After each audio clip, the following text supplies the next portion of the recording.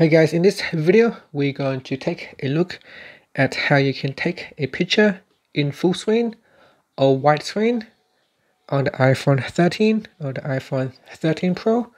So first, let's go back to your home screen by swiping up at the bottom of the screen. On your home screen here, tap on the camera app. Once the camera has opened, tap on Photo tab at the bottom and then swipe up, or you can tap on the up arrow here.